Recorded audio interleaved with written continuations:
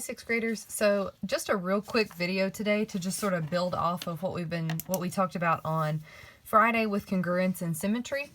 We have to add some information about congruent triangles. So again, this is just going to be a short video, but congruent triangles. And this is the last thing that we have to talk about as far as congruence goes. Remember on Friday we talked about what it meant to be congruent, which was same size, same shape. Oh, here's the page of notes we took. Same size, same shape. And we did talk a little bit about congruent statements. We're going to talk a little bit more about those today. And we also talked about similarity, and we talked about symmetry. And so we're really going to talk about naming these triangles today and making sure that we understand how to do that. So we're going to focus on just congruent triangles today. All right, so let's draw a couple of triangles.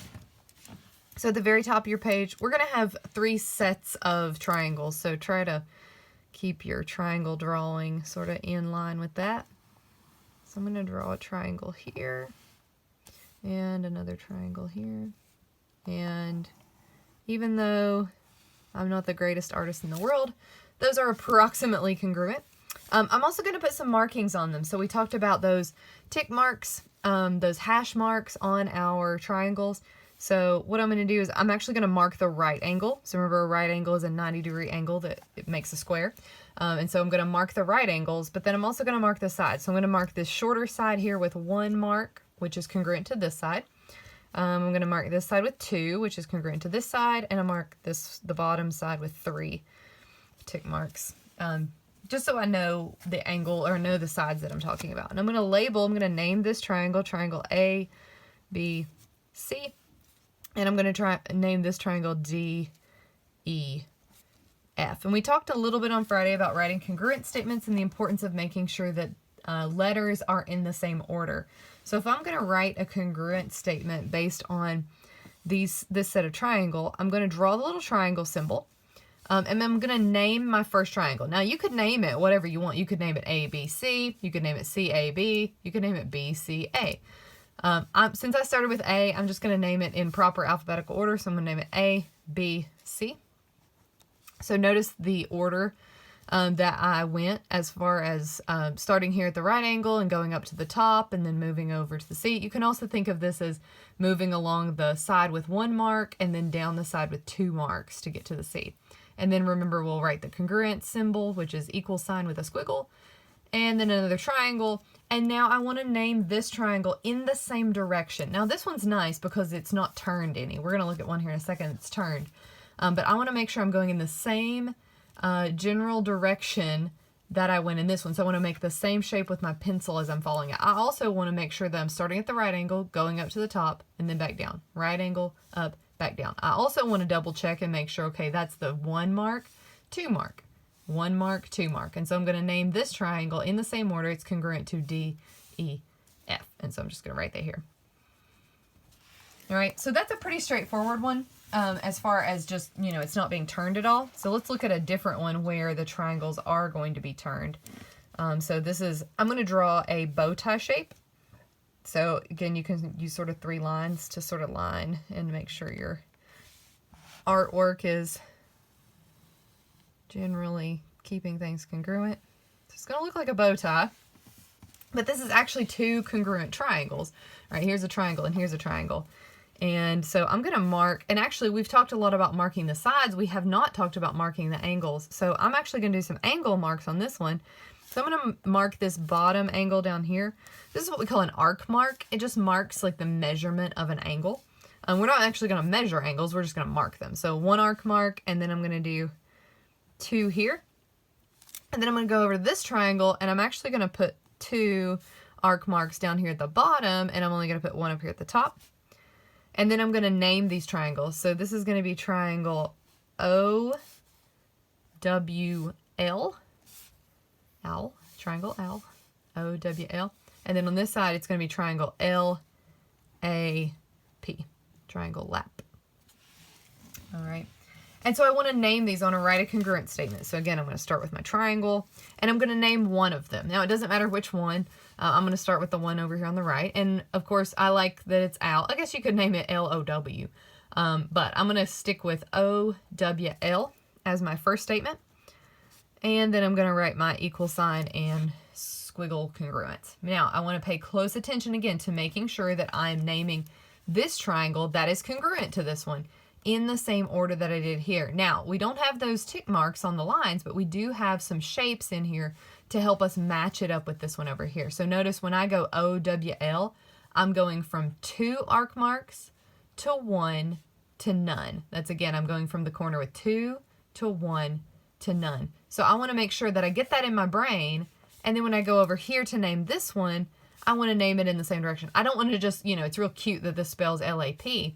I don't want to do that. I want to make sure I'm naming it in the same order. So again, 2 with the O, 2 to W, which is 1 to nothing. 2 to 1 to nothing. So I'm going to go over here and I want to find 2 to 1 to nothing. So this is going to be triangle P A L. Again, that's 2 to 1 to nothing. Same order over here, 2 to 1 to nothing. So again, I want to make sure that I'm naming them properly in the correct order based on the shape, what it looks like, how it's marked, and the fact that these are the same exact triangle. So haha, you thought it was lap, but it's actually triangle pal, which I think makes a whole lot more sense. All right.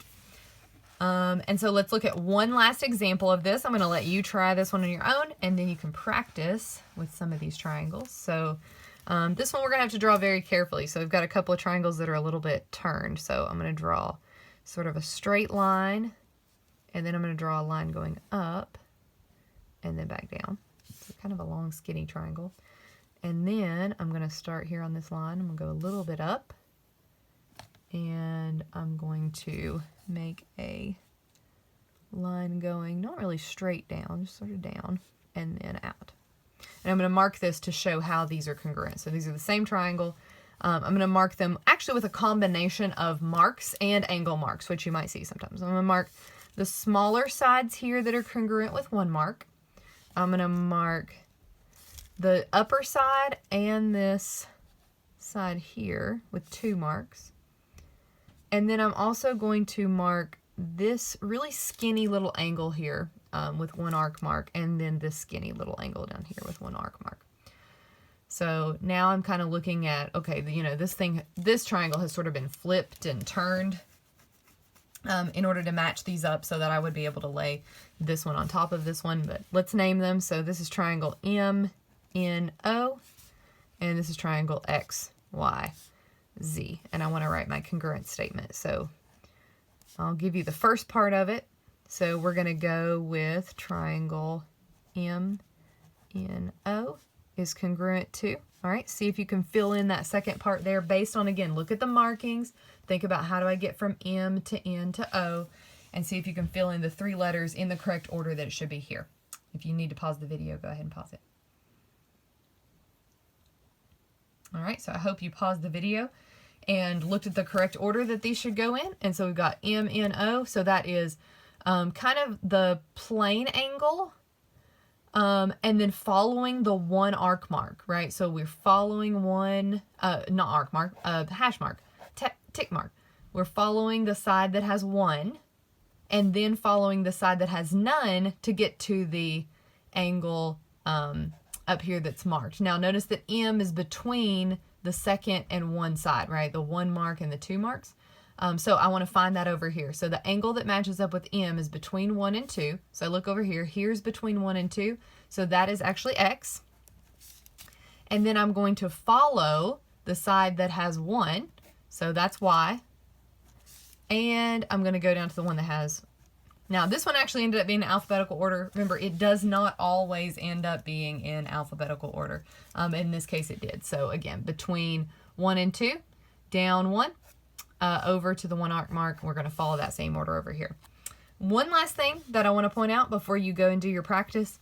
If I were to tell you that this side with 2 arc marks is actually a measure of 4 inches, what would you tell me is true about this side that has 2 marks up here? Well, if they're congruent, they're exactly the same, right? So what does that mean about this measure? that means it would also be equal to 4 inches. And so we can match up, you know, if we know the measurement of one of these sides because they're congruent, we know the measurements of the other one. If I told you that this is 2 inches, which side over here would you tell me is also 2 inches? This one right here, this one would be 2 inches. So we can match up sides and we can answer questions like that.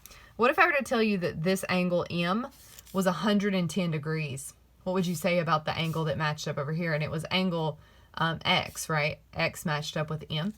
I would also know that this is 110 degrees. All right, so those are just some tips about some questions that you may run into throughout the practice. So you're going to practice first naming triangles, and then you're going to hop into some review about everything that we've learned. So make sure you email me if you have questions about congruence, similarity, or congruent triangles.